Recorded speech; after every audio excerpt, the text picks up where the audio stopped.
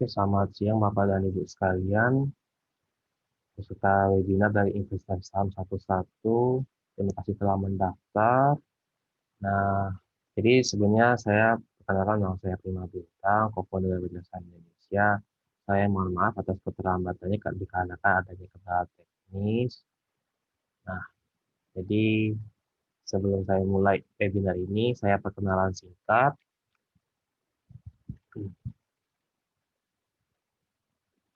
Nah, nama saya adalah Prima Bintang, Instagram saya di Baca Saham Indonesia.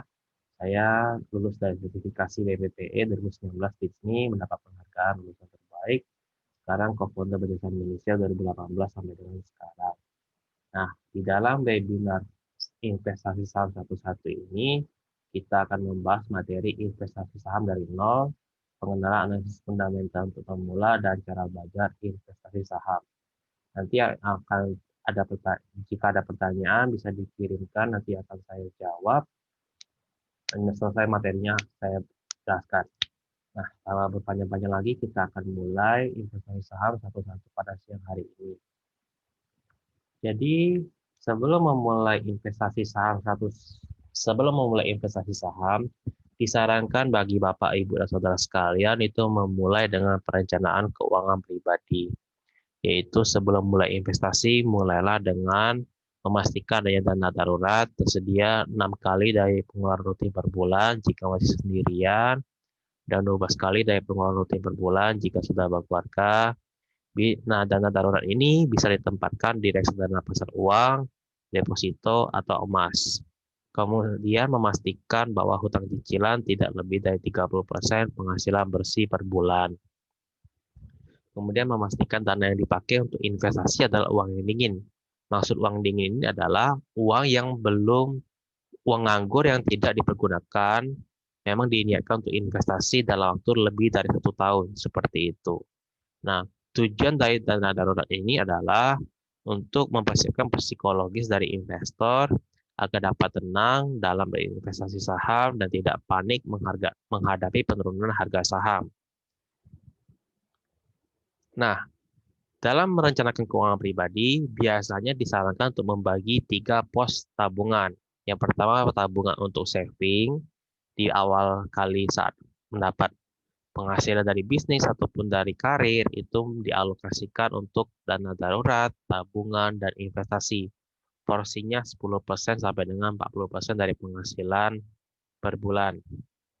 Nah, kemudian alokasi berikutnya untuk living, di mana ini untuk pengeluaran rutin untuk makan, belanja rutin, biaya rumah tangga, biaya listrik, telepon, internet, SPP sekolah, cicilan KPR, kredit mobil, dan lain sebagainya. Ini porsinya 40% sampai dengan 60% daripada penghasilan. Dan sisanya barulah di akhir disisakan untuk post playing atau hiburan kita untuk keperluan yang tersier dan sekunder, bukan keperluan utama kita. Nah, sepanjang berjalannya meningkatnya penghasilan ataupun meningkatnya dari bisnis kita, itu bisa disesuaikan. Rumus ini tidak baku, jadi bisa disesuaikan. Misalnya mau livingnya dikecilkan juga nggak masalah, dibesarkan untuk savingnya itu nggak masalah. Yang pasti tetap rutin untuk membangun habit, rutin untuk saving atau untuk dana darurat ataupun untuk investasi, seperti itu. Nah, kenapa sih harus mulai investasi saham? Alasan pertamanya adalah karena itu ada inflasi yang kenaikan harga barang atau jasa. Jadi ini contoh aja, beberapa contoh, misalnya harga burger di tahun 1997 harganya 64.600 dan di tahun 2019 harga burgernya 34.500. Dalam 22 tahun kenaikan harga makanan ini setara 650%, atau tingkat rata-rata kenaikan per tahunnya setara 30% per tahun. Atau misalnya contoh lain, harga beras itu 2010 6.700 per kilogram. Dan di tahun 2019 harga berasnya 12.100 per kilogram. Jadi dalam 9 tahun pertumbuhannya itu 81% atau rata-rata per tahun 9% per tahun kenaikan harga beras. Nah, ini baru beberapa contoh. Contoh yang lainnya, biaya pendidikan pun atau biaya naik haji itu bisa naik 15% per tahunnya. 15 sampai dengan 20%. Nah, jadi alasan berikutnya kenapa harus investasi saham itu masuk dalam portofolio investasi karena saham ini dari periode 2008 sampai dengan 2019 itu kenaikannya bisa sampai dengan dalam 11 tahun terakhir itu 15% dalam periode 11 tahun terakhir. Nah, kemudian dibandingkan dengan obligasi surat hutang negara itu 8%, deposito 6,8%, emas 4,5%, tabungan 2%. Dibandingkan dengan inflasi selama 10 tahun terakhir itu 5,17%. Nah, ini data ini tentunya itu ada sedikit kenaikan dalam 2020 kan karena terjadi krisis ekonomi, maka terjadi kenaikan yang tinggi dari emas ini sendiri. Nah, maka itulah sebenarnya yang paling ideal adalah mengkombinasikan portofolio instrumen investasi dari beberapa jenis ini. Karena setiap instrumen investasi maupun tabungan juga mempunyai perannya masing-masing. Jadi seperti emas itu melindungi harta kekayaan dari inflasi supaya mempertahankan kekayaan. Sedangkan emas itu untuk meningkatkan nilai aset kekayaan. Seperti itu. Nah, kita juga perlu berhati-hati dengan investasi bodong.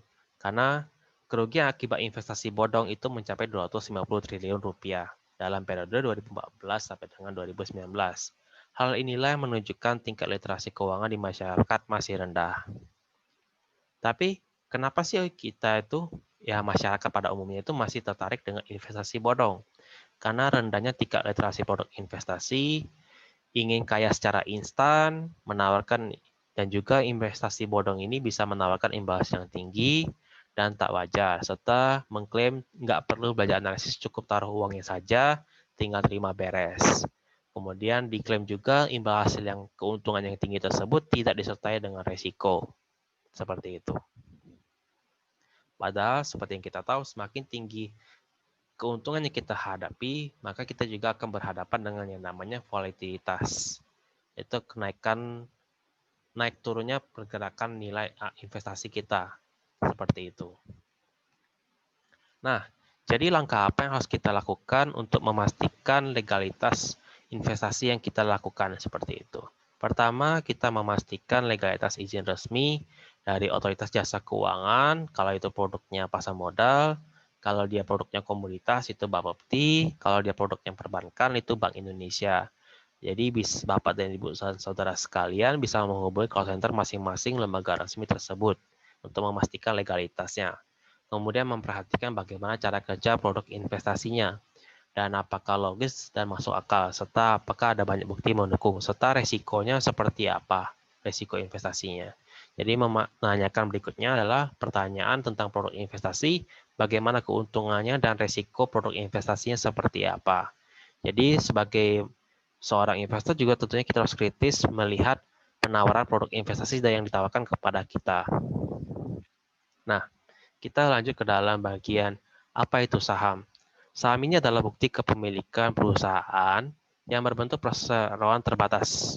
Sederhananya itu adalah bukti kepemilikan perusahaan. Jadi kita menjadi pemilik perusahaan.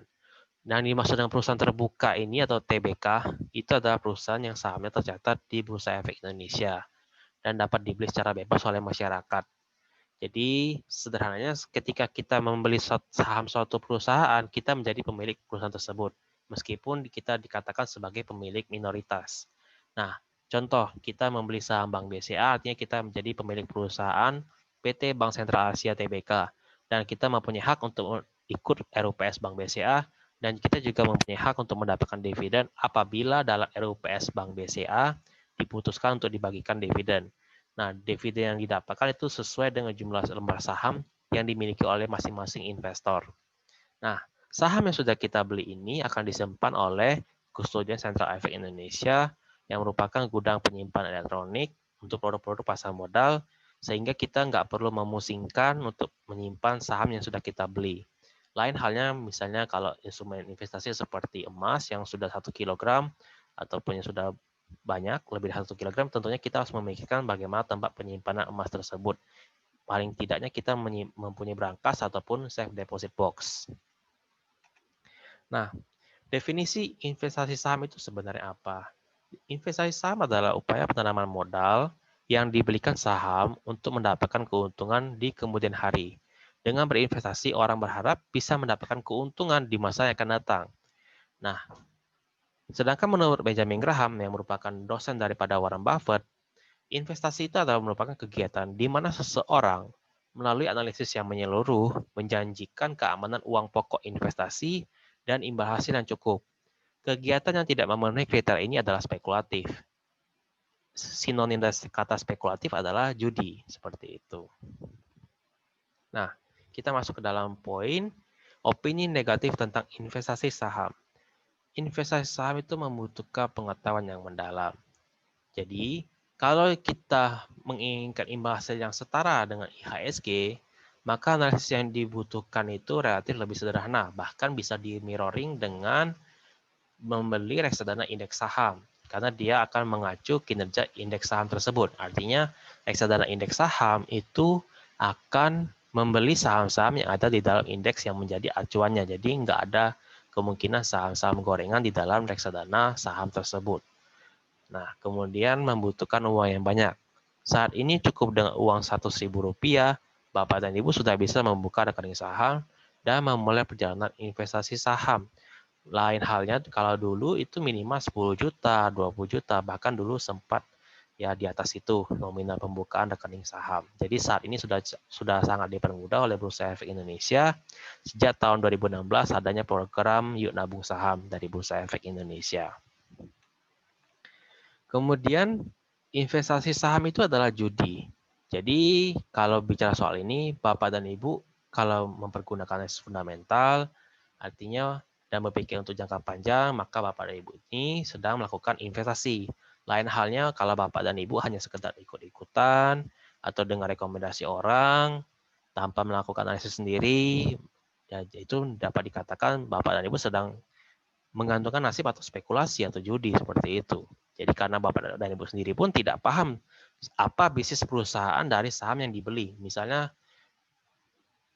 saham antah berantah ini bakal dinaikkan ke harganya sekian kayak gitu. Dan Bapak dan Ibu sendiri itu langsung percaya aja tanpa melakukan cek and recheck bisnis perusahaan itu seperti apa dan bagaimana prospeknya di masa yang akan datang. Nah, itu artinya tanpa melakukan pengecekan, Bapak dan Ibu menggantungkan dengan faktor keberuntungan. Itu ke faktor keberuntungan artinya sedang melakukan judi seperti itu.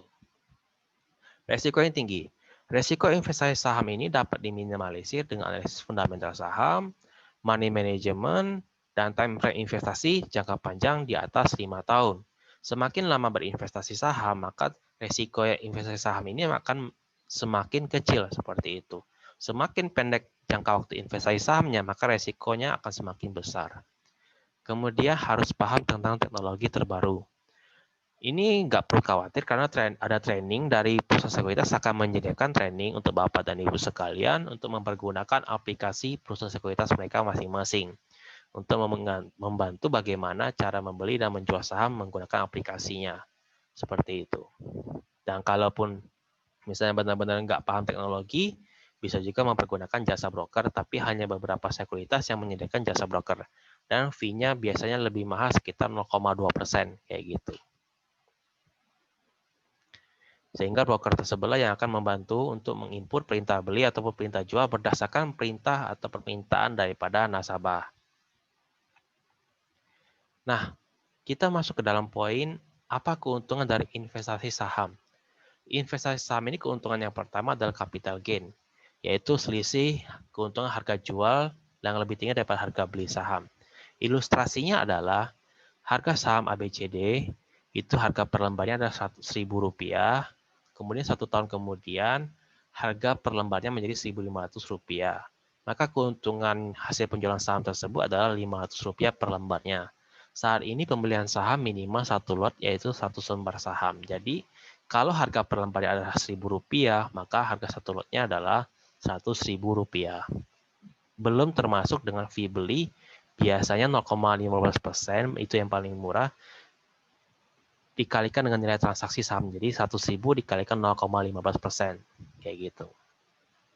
Kemudian dividen, apabila perusahaan tersebut mendapatkan keuntungan laba bersih, tentunya melalui keputusan rapat umum pemegang saham, apabila diputuskan untuk dibagikan dividen, maka akan dibagikan kepada para pemegang saham proporsional sesuai dengan jumlah saham yang dimiliki oleh para pemegang saham. Inilah yang disebut dengan bagi hasil. yang semuanya dari keuntungan perusahaan. Nah, kita udah bahas tentang keuntungan dari investasi saham. Kemudian kita akan membahas apa risiko dari investasi saham. Jadi tadi sudah bicara tentang keuntungan, kita sekarang bicara tentang resikonya. Resikonya adalah pertama, capital loss, yaitu realisasi jual rugi, harga jual saham itu lebih rendah daripada harga beli sahamnya. Jadi dengan contoh tadi, harga beli per lembarnya itu Rp1.500. Setelah 1 tahun kemudian, harga per lembar sahamnya menjadi Rp1.000, maka kerugiannya itu adalah Rp500 per lembar sahamnya. Kemudian risiko berikutnya adalah risiko likuidasi. Jika perusahaan yang sahamnya kamu beli itu bangkrut, maka uang yang kamu belikan untuk saham tersebut hangus dan tidak dapat dikembalikan. Makanya inilah pentingnya untuk memastikan perusahaan kita itu sehat secara neraca keuangannya. Jadi kita melakukan analisis fundamental bahwa prospek bisnis perusahaan itu masih bagus dan neracanya masih sehat. Artinya dia itu tidak kesulitan untuk membayar hutang-hutang berbunganya seperti itu. Bahkan masih punya ruang yang banyak untuk melakukan ekspansi bisnis. Itu yang lebih sehat dan lebih bagus untuk sebuah bisnis perusahaan. Nah, kita masuk ke dalam bagaimana cara investasi saham yang sederhana untuk pemula. Jadi 5 langkah ini itu disediakan oleh Bursa Efek Indonesia. Cuman saya modif dengan alur yang menurut saya lebih logis menurut saya. Yang pertama adalah membuka rekening di saham di perusahaan sekuritas. Perusahaan sekuritas ini adalah perusahaan yang merupakan anggota Bursa Efek yang bergerak dalam transaksi sekuritas atau jual beli efek. Yang dimaksud dengan efek ini adalah surat berharga seperti saham ataupun obligasi. Kalau saham tadi adalah bukti kepemilikan perusahaan, kalau obligasi adalah bukti surat kepemilikan hutang. Jadi misalnya kita memberikan hutang, maka kita disebut sebagai pemegang obligasi. Kayak gitu, kita membeli surat hutang perusahaan ataupun surat hutang negara. Kayak gitu. Nah, sederhananya perusahaan sekuritas menjadi jembatan kita untuk membeli produk-produk pasar modal. Jadi jembatan bagi para investor untuk membeli produk pasar modal seperti saham, obligasi, dan reksadana, dan produk-produk lainnya. Perusahaan sekuritas ini memiliki lisensi khusus dari otoritas jasa keuangan, jadi legalitasnya dijamin. Nah, untuk membuka rekening di perusahaan sekuritas itu harus mempersiapkan KTP, buku tabungan, dan nomor pokok wajib pajak. Ini opsional. Ada beberapa perusahaan sekuritas yang mewajibkan, ada juga beberapa perusahaan sekuritas yang membolehkan membuka rekening tanpa mempunyai NPWP. Dan saat ini untuk membuka rekening di perusahaan sekuritas bisa secara online ataupun offline. Nah, ini merupakan tips untuk memilih perusahaan sekuritas. Cari kita mencari perusahaan sekuritas yang MKBD-nya di atas 100 miliar. Maksud dari MKB ini adalah modal bersih perusahaan. Jadi harta kekayaan bersih perusahaan kayak gitu. Di atas 100 miliar rupiah. Ini fungsinya karena startup dari Bursa Efek Indonesia itu sebenarnya hanya 25 miliar rupiah. Akan tetapi kalau terjadi penurunan NKBD itu akan berpotensi perusahaan sekuritasnya disuspend atau dibekukan oleh Bursa Efek Indonesia. Sehingga kalau sampai perusahaan sekuritasnya itu dibekukan oleh Bursa Efek Indonesia, maka itu akan menyulitkan bagi nasabah perusahaan sekuritas untuk melakukan transaksi beli ataupun jual saham. Mau nggak mau biasanya kita harus membuka rekening di perusahaan sekuritas yang lainnya dan memindahkan saham kita dari perusahaan yang dibekukan tersebut supaya bisa dijual sahamnya. Kemudian tipsnya adalah menyediakan aplikasi online trading yang lancar dan stabil untuk transaksi saham. Jadi ini membantu Bapak dan Ibu sekalian supaya bisa melakukan transaksi secara online kayak gitu. Tapi kalau emang itu masih gagap teknologi seperti itu, bisa menggunakan fasilitas broker jika disediakan oleh perusahaan sekuritasnya. Karena broker itu akan membantu menginput perintah beli maupun perintah jualnya.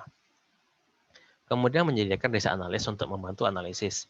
Ini cukup berguna untuk pemula karena hasil analisis ini terdiri dari riset harian, riset mingguan, bulanan, triwulan, dan tahunan.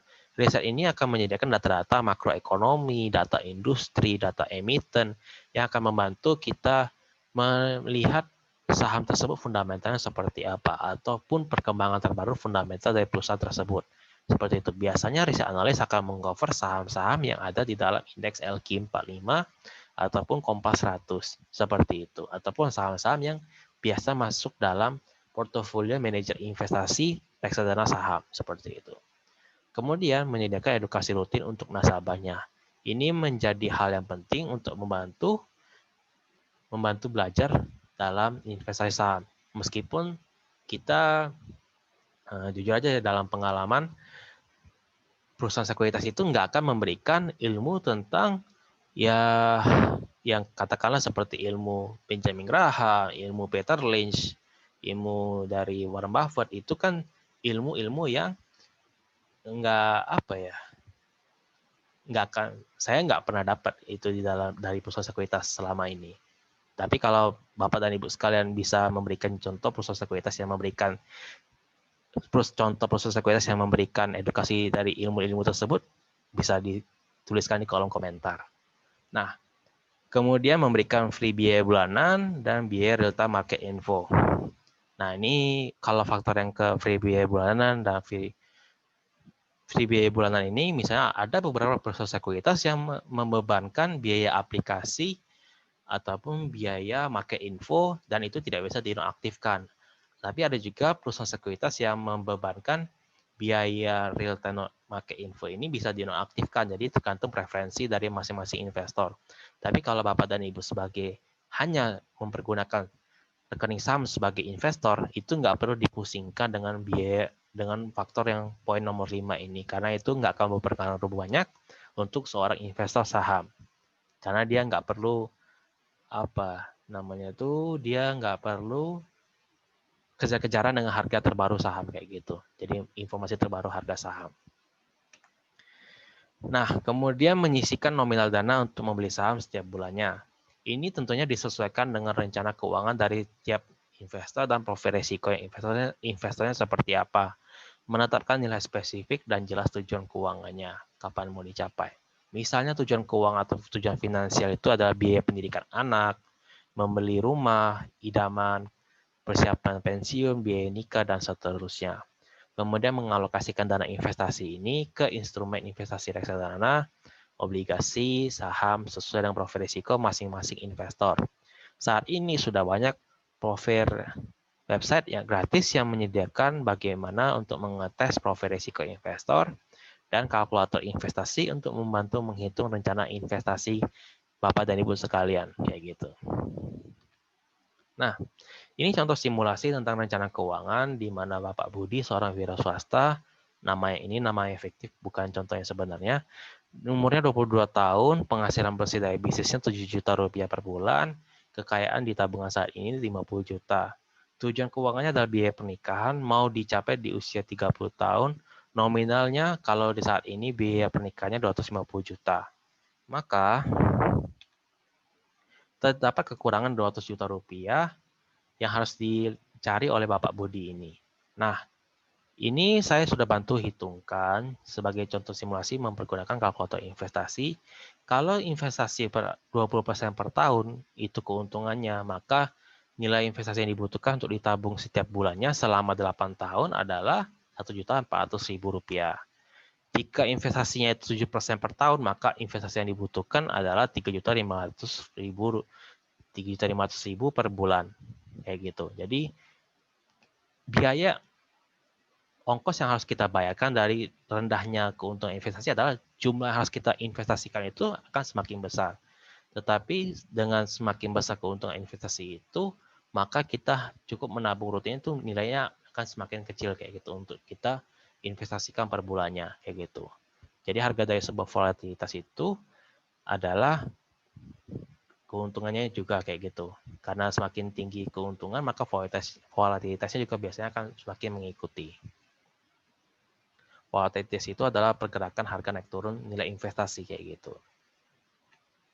Nah, alokasi aset investasi ini itu akan ditentukan dari 3 faktor utama, yaitu yang pertama tujuan keuangan dari para investor, kemudian potensi keuntungan, dan jangka waktu investasi, kemudian profil risiko.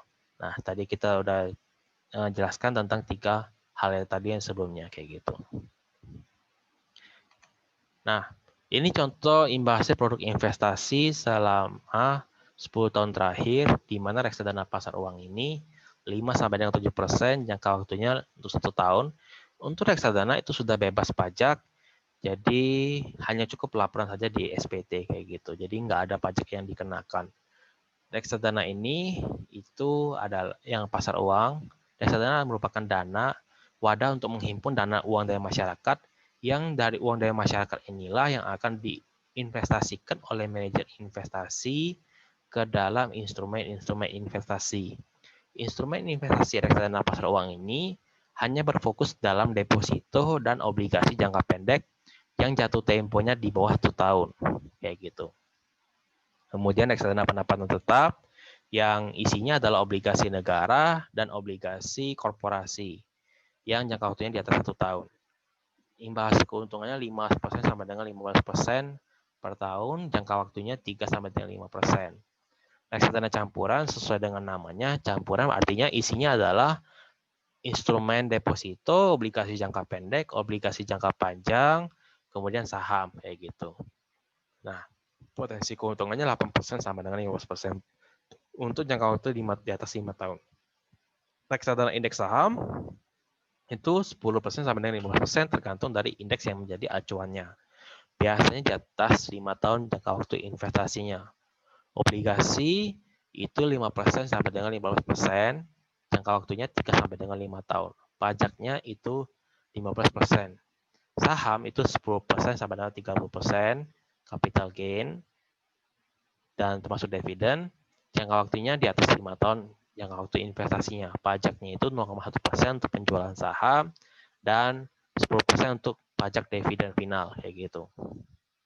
Dan ada wacana itu tentang dividen yang bebas pajak, itu tapi masih menunggu peraturan pemerintah tentang pelaksanaan bagaimana teknis dividen yang tidak dikenakan pajak, kayak gitu.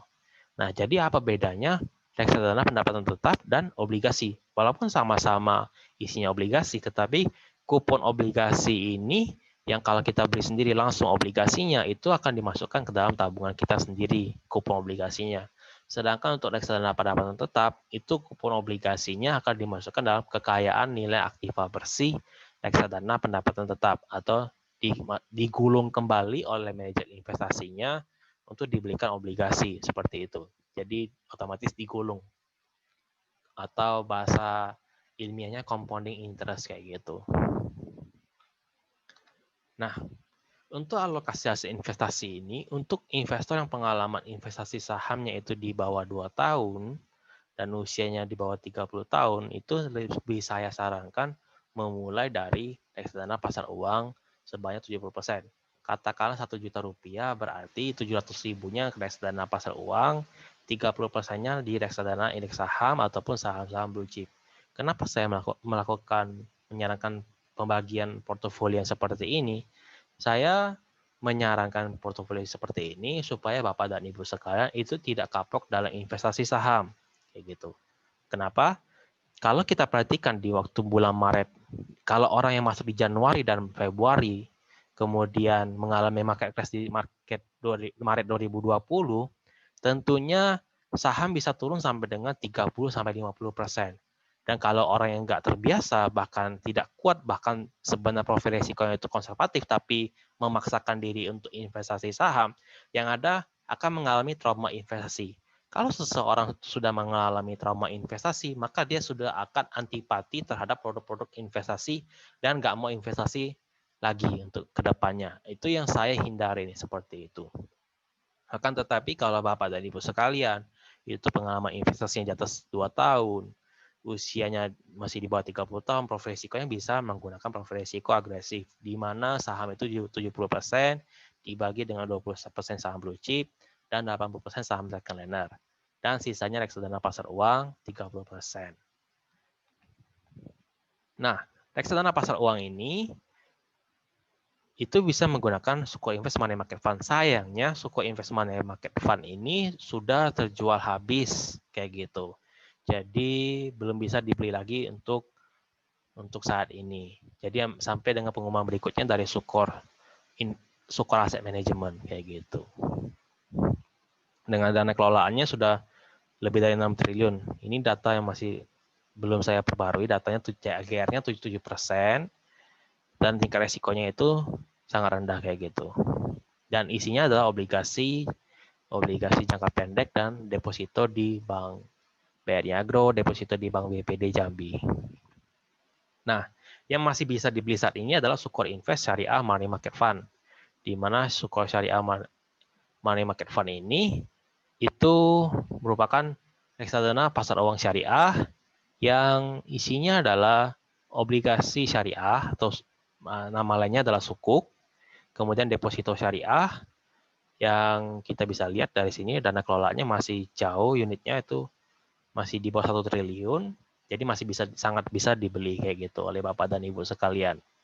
Jadi ini portofolio terbanyak dari reksadana pasar uang syariah, yaitu Sukuk Adira Dinamika Multifinance, Sukuk Aneka Gas Industri, Sukuk Sarana Multi Infrastruktur, deposito syariah di Bank BJB Syariah, deposito syariah di Bank DKI Syariah, seperti itu. Nah, ini pilihan-pilihan reksadana konvensional, itu reksadana Sukor Invest ini mau nggak mau dipakai sementara Sukor Syariah Money Market Fund, kemudian ABF Indonesia Bond Index Fund, ini reksadana pendapatan tetap, ini reksadana indeks saham. Kalau bagi yang masih belum punya confidence untuk mengalahkan IHSG, bisa membeli reksadana indeks saham ini, kayak gitu. Nah, kalau ingin yang mencari yang syariah, bisa memilih Sukor Invest Syariah Money Market Fund, Spring Syariah, ini isinya obligasi, sukuk obligasi syariah, yang kemudian ini reksadana saham syariah. Tapi saat ini saya belum menemukan reksadana indeks saham yang biasa, yang bukan ETF, yang merupakan reksadana indeks saham yang mengacu kepada indeks Jakarta Islami Index kayak gitu. Yang saya tahu itu ETF masih. Nah, bagi Bapak dan Ibu sekalian yang ingin mendaftar bibit, itu bisa memasukkan kode ini untuk registrasi bibit untuk mendapatkan bonus cashback Rp25.000, dan linknya akan saya taruh di dalam kolom live streaming kita gitu. Sebentar ya.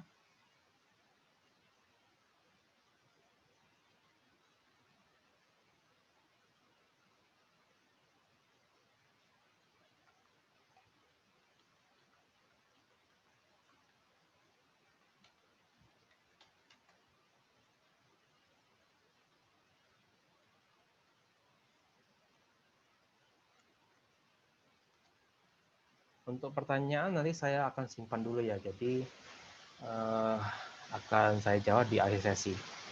Untuk trading itu nanti akan di minggu ketiga di minggu ketiga nanti akan ada webinar tentang trading saham satu-satu. Nanti akan ada sesi terpisah tentang investasi saham satu-satu.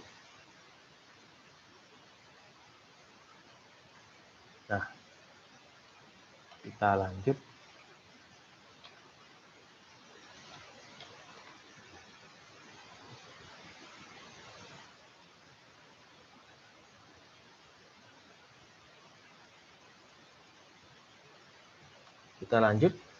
Langkah berikutnya adalah menyetor dana secara rutin ke RTN Bapak dan Ibu sekalian. Rekening dana nasabah atau rekening dana investor ini merupakan rekening penampungan yang dibuatkan atas nama nasabah di bank yang menjadi partner perusahaan efek atau perusahaan sekuritas untuk keperluan transaksi di pasar modal. Fungsi RDN ini untuk menampung uang untuk membeli saham dan menampung uang hasil penjualan saham. RDN ini tidak dikenakan biaya administrasi bulanan dan tidak mendapatkan buku tabungan serta kartu ATM. Jadi sifatnya hanya mendapatkan rekening koran yang akan diberikan setiap bulannya ke email masing-masing Bapak dan Ibu sekalian. Email ini makanya pastikan email yang didaftarkan pada saat pembukaan rekening saham itu merupakan email yang bisa diakses secara aktif kayak gitu. Jangan sampai mempergunakan email yang kita nggak bisa login atau mengeceknya lagi isi inboxnya email ini, karena email itu akan sering dipergunakan kayak gitu ya. Nah, tujuan pembukaan RDN ini itu agar kepemilikan rekening investor dan sekuritas itu terpisah, jadi memberikan rasa aman dan kepastian para nasabah dananya tidak tercampur dengan dana nasabah lain ataupun dana milik perusahaan sekuritas. Jadi ini merupakan ketentuan dari Bursa Efek Indonesia, dan kita mentransfer ke RDN ini sama seperti dengan RDN ini haruslah atas nama investor masing-masing. Jadi bisa melalui ATM, teller, mobile banking, dan lain sebagainya. Nah, kalau transfernya itu dari rekening bank yang berbeda, itu akan dikenakan dengan biaya transfer antar bank itu 6.500. Langkah yang keempat, menentukan saham yang ingin dibeli. Bisa memilih 5 saham di industri yang berbeda. Jika masih kebingungan memilih saham untuk ditabung, bisa menggunakan referensi di indeks saham LQ45, indeks 30, indeks 80, Kompas 100, dan saham syariah, dan penghuni saham indeks JII dan JII 70. Ini datanya bisa diambil di index.co.id, data pasar, dan data indeks saham.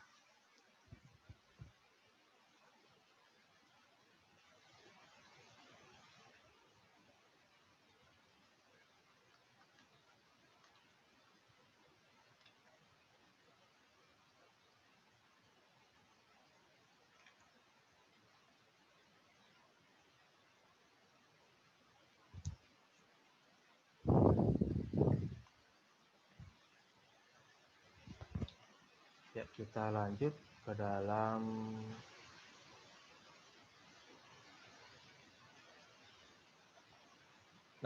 pengenalan tentang analisis fundamental itu apa? Analisis fundamental ini merupakan analisis yang mempelajari kondisi fundamental perusahaan, kinerja perusahaan, rasio keuangan, persaingan usaha, industri, makroekonomi, dan umumnya dipergunakan oleh investor untuk menentukan saham apa yang ingin dibeli, dijual, atau disimpan, kayak gitu.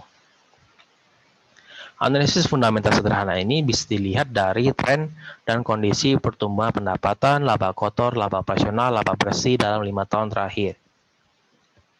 Kemudian, membandingkan total hutang terhadap total ekuitas, yaitu kemudian membandingkan kemampuan membayar hutang perusahaan dari rasio DER dan current ratio, perolehan margin laba bersih, margin operasional, dan margin laba kotor. Dan rasio-rasio keuangan seperti ROE dan ROA, price earning ratio, price book value ratio. Nah, kemudian tadi kita bicara soal saham blue chip dan saham secondliner. Jadi saham itu dibagi berdasarkan kapitalisasi pasarnya, itu menjadi saham blue chip, saham secondliner, dan saham thirdliner. Kapitalisasi pasar ini adalah sebuah istilah bisnis yang menunjuk kepada harga keseluruhan dari sebuah perusahaan, yaitu harga yang harus dibayar seseorang bila ingin membeli 100% kepemilikan perusahaan tersebut. Kapitalisasi pasar sama dengan jumlah lembar saham beredar perusahaan dikalikan harga saham perusahaan terbaru. Kayak gitu. Nah, saham blue chip adalah saham yang market cap-nya di atas 40 triliun, perusahaannya ukurannya sudah besar, matang bisnisnya, serta terkenal nama perusahaannya. Bahkan seorang yang bukan investor pun tahu nama perusahaan tersebut. Pendapatan dan laba bersihnya stabil, tetapi pertumbuhan pendapatan dan laba bersihnya terbatas.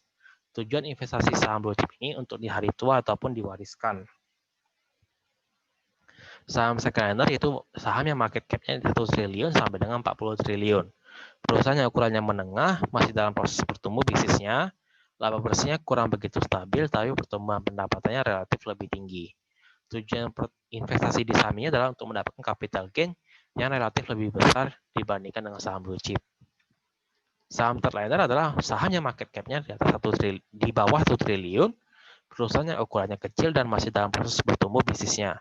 Pendapatan dan laba bersih sangat kurang stabil, tapi pertumbuhan pendapatan relatif lebih tinggi.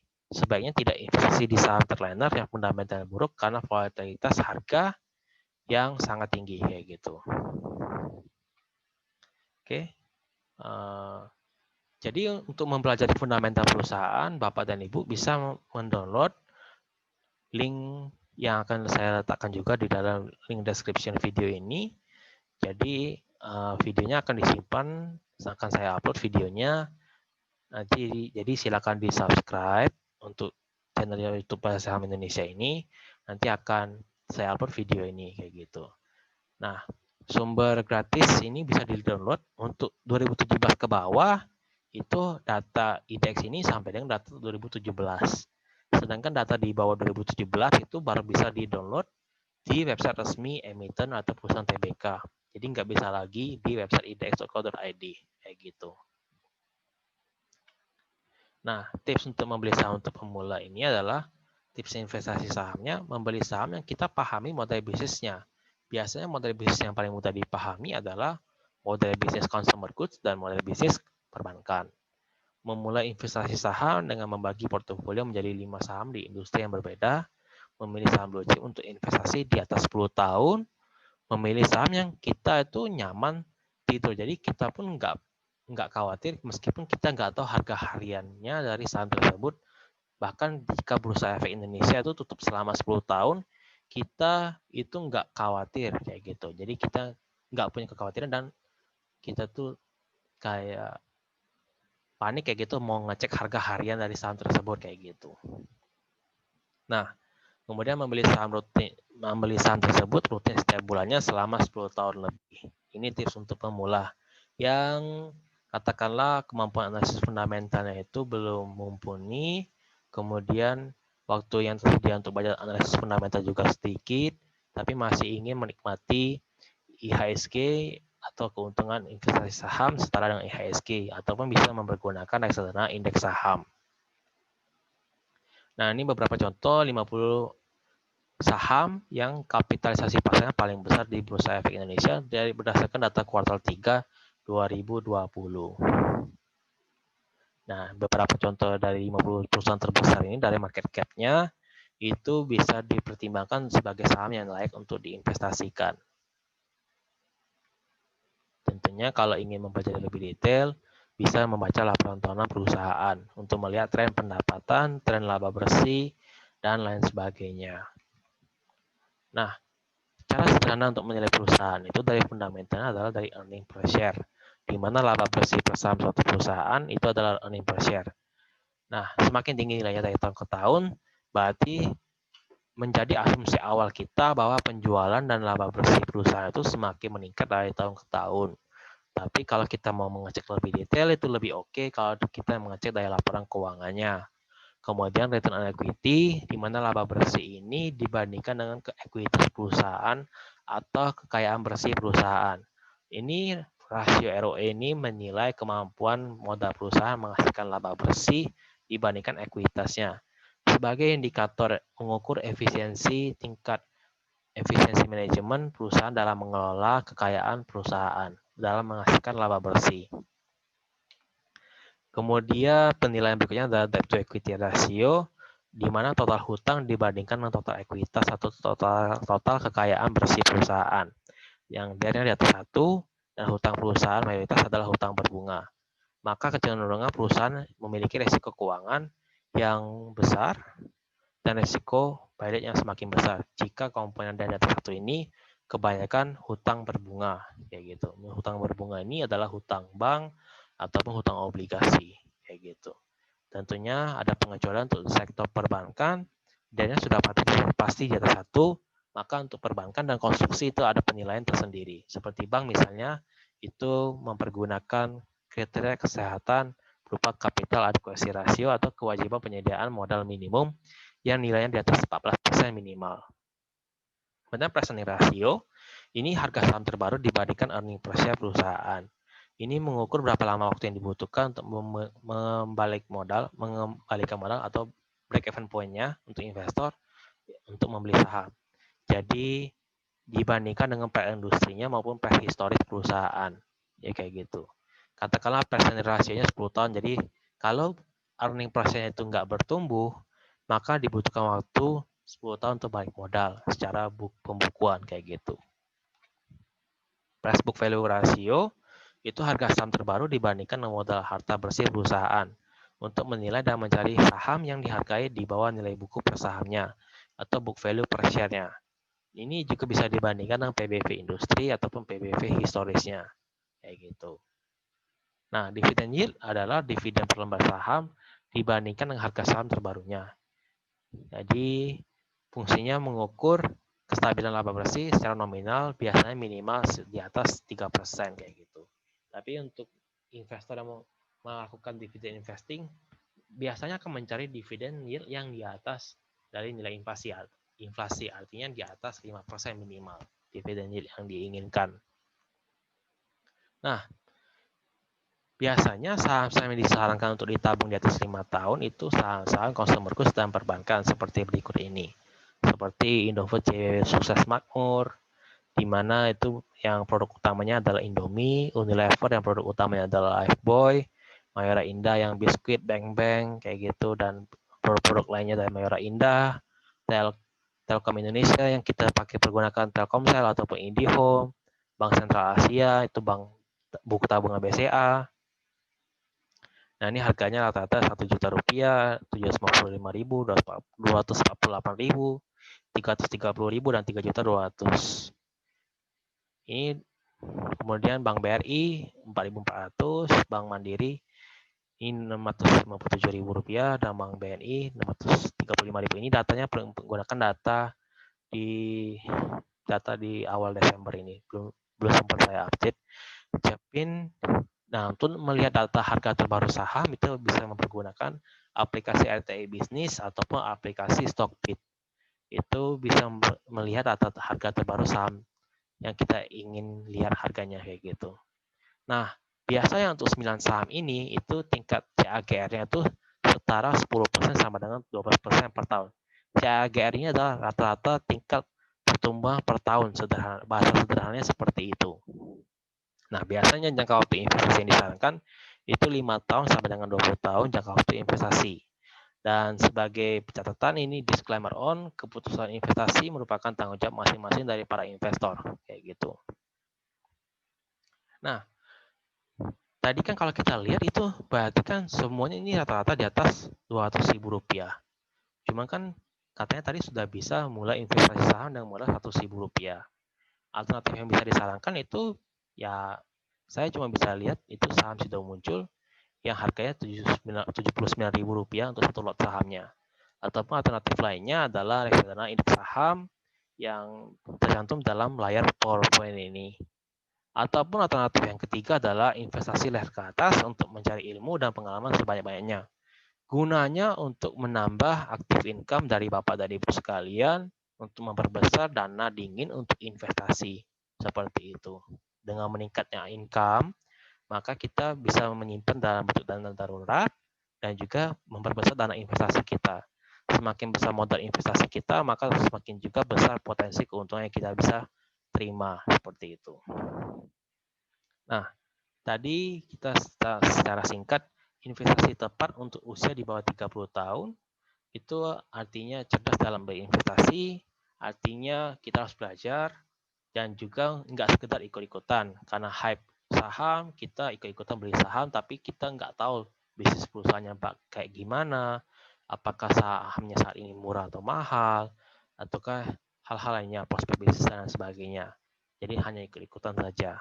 Yang ada biasanya kalau kita seperti contoh saya pergunakan di depan tadi, itu Januari, Februari invest saham, Maret market crash, yang ada kapok investasi kayak gitu, menderita kerugian yang besar.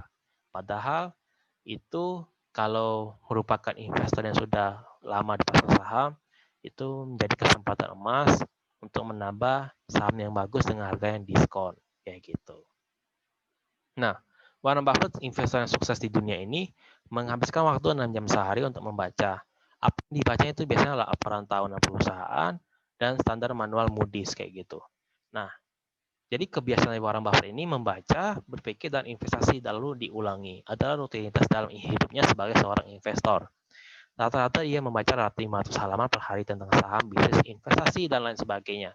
Dia juga belajar public speaking dari Dale Carnegie kayak gitu. Membuat Warren Buffett ini itu mampu memprediksikan jumlah keuntungan yang akan ia dapat apabila investasi sahamnya itu di tempat yang tepat kayak gitu. Nah, lanjut. Jadi orang yang sukses di dunia ini, investor yang sukses di dunia ini itu punya kesamaan, mendisiplinkan diri untuk terus belajar. Dengan kata lain, mereka berinvestasi pada leher ke atas untuk mencari ilmu dan pengalaman sebanyak-banyaknya. Dalam usia di bawah 30 tahun itu mencari pancang atau tiangnya. Artinya kita meluangkan waktu untuk menginvestasi pada kursus, seminar, kelas online, baca buku, kegiatan lainnya, membuat otak kita berisi dan melatih daya pikir kritis kita sebagai seorang investor. Jadi kita bisa melihat peluang dan mengambil keputusan untuk diri kita sendiri. Inilah modal penting sebelum mulai investasi saham dan instrumen keuangan ataupun instrumen investasi lainnya kayak gitu. Nah, untuk memperbesar income itu lebih disarankan menginvestasikan uang dan waktu kita untuk mengikuti training sesuai dengan bidang ilmu yang kita minati minimal sebulan sekali. Dengan menguasai bidang yang kita minati, kita bisa menghasilkan aktif income lebih banyak. Ataupun dari bisnis sampingan, pekerjaan sampingan, dampaknya semakin banyak uang yang bisa kita persiapkan untuk investasi reksadana, obligasi, saham, emas, dan properti. Ambil contoh kita investasi dengan uang 1 juta dibandingkan uang 1 juta rupiah. Tentunya untuk 1 juta menjadi 2 juta pun itu keuntungannya minimal 100%. Tapi kalau dengan 10 juta, dengan 1 juta, 10% aja itu sudah menghasilkan keuntungan 10 juta rupiah, seperti itu. Nah, bagi yang fresh graduate ini, investasi pada diri sendiri ini meningkatkan earning power diri sendiri.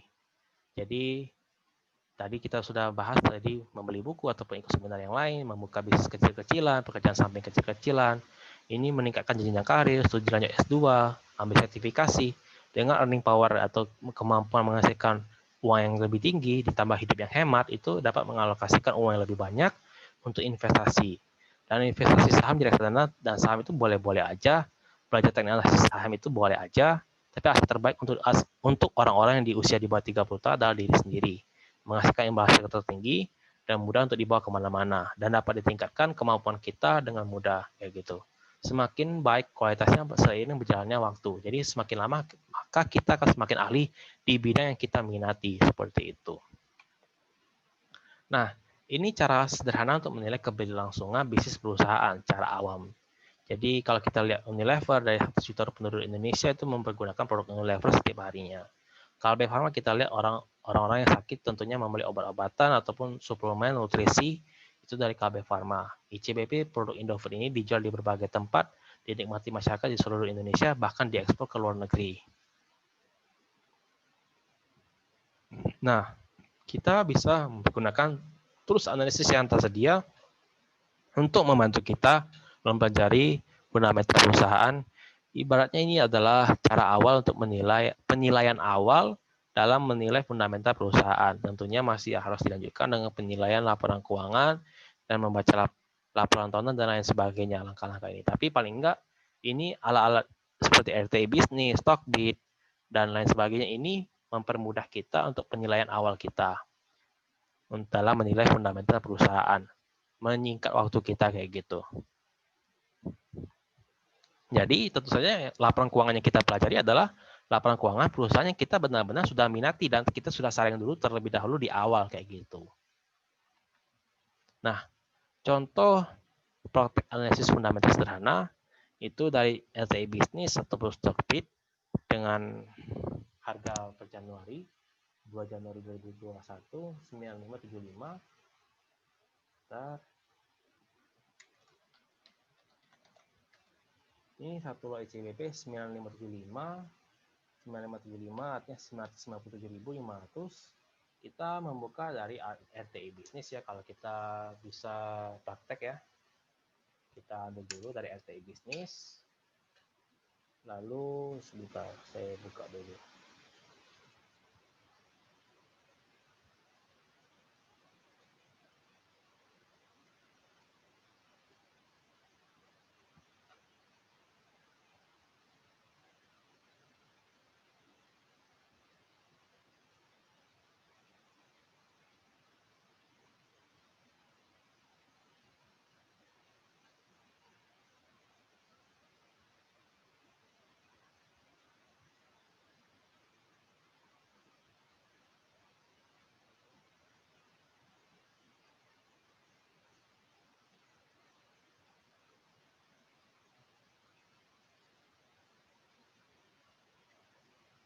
Nah, ini contoh dari screen sharing dari HP saya itu tentang RTI bisnis. Dari tampilan dari RTI bisnis kita bisa buka lalu ketik kode ICBP. ketik kode ICBP, lalu kita geser ke bagian case statistik, lalu kita bisa lihat dari data-data cara pengenalan saham secara sederhana yang kita jelaskan di awal tadi. Earning per share kita bisa lihat dari data tersebut ini, trennya itu cenderung meningkat dari tahun ke tahun begitu. Dari data 2017 sampai dengan 2020. Dan dividennya cenderung meningkat dan dividen payout rasionya itu stabil di angka 49%. Dan kemudian kita bisa lihat dari data seperti dividen yield itu 2,25%. Jadi masih, kalau orang yang menganut dividen investing tentu tidak cocok memilih saham ICBP ini. Nah, kemudian PRB 21, PBV 4, lalu ROE-nya 19%, kemudian debt equity ratio-nya 200%. Nah, tentunya kalau kita ingin melihat apakah perusahaan ini sehat lagi atau enggak, kita harus melihat laporan keuangan perusahaannya secara lebih lanjut kayak gitu. Untuk melihat apakah hutangnya ini berbunga atau enggak kayak gitu. Karena tentu saja kalau hutangnya itu tidak berbunga, itu menjadi daya ungkit atau leverage yang tidak berbahaya bagi kondisi keuangan perusahaan kayak gitu. Tapi kalau komponen 200% dari saham ICBP ini adalah hutang berbunga, itu akan menyebabkan profitabilitas atau keuntungan dari ICBP ini akan semakin tergerus kayak gitu. Nah, lanjut ya. Nah, setelah kita asumsikan katakanlah ICBP masih akan bertahan 10 sampai dengan 20 tahun berikutnya. Tentunya kita akan mempergunakan data bagaimana untuk mengukur apakah ICBP saat ini sudah mahal ataupun saat ini cukup diskon kayak gitu. Nah, kalau kita perhatikan dari harga wajarnya itu, kita bisa mempergunakan mean PE standard deviation-nya. Ini asumsikan kita sebagai harga wajarnya kayak gitu. Nah, ini juga PE standard deviation B-nya juga bisa diasumsikan sebagai harga wajarnya. Nah, kalau dia masih di bawah 26 dan masih di bawah 5,37, berarti kita bisa berasumsi bahwa harga saat ini sudah cukup terdiskon seperti itu.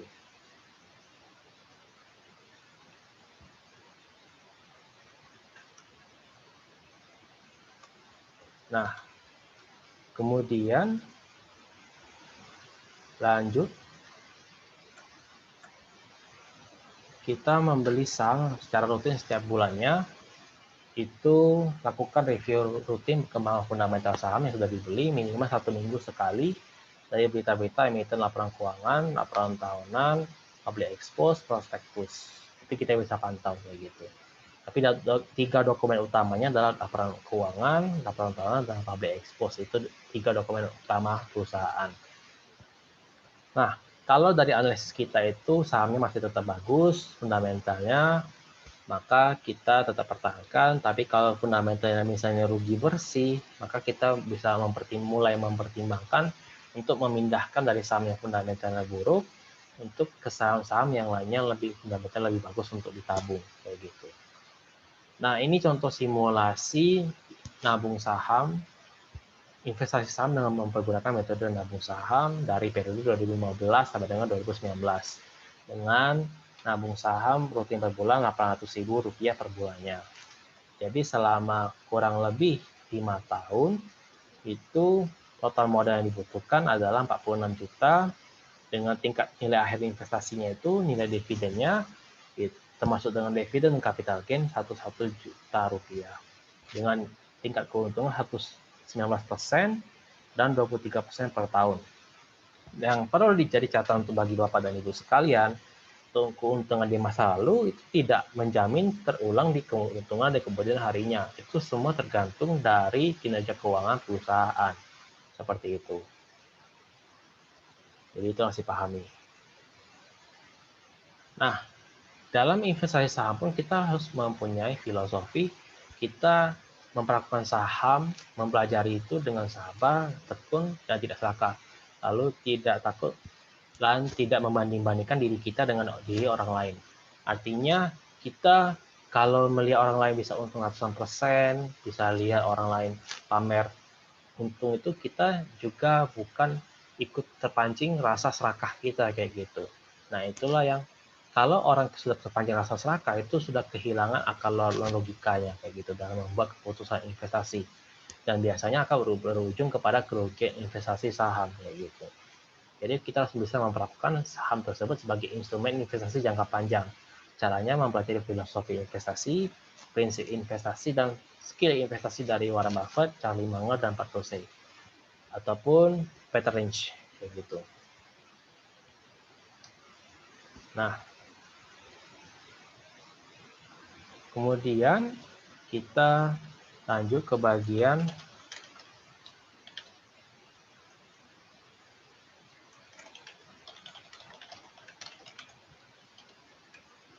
berikutnya. Tentunya ada Bapak dan Ibu sekalian itu ada yang puas dengan keuntungan IHSG setara dengan IHSG. Tapi ada juga Bapak dan Ibu sekalian yang ingin menghasilkan multi bagger, yaitu di atas 1% dalam waktu 1 tahun sampai dengan 4 tahun.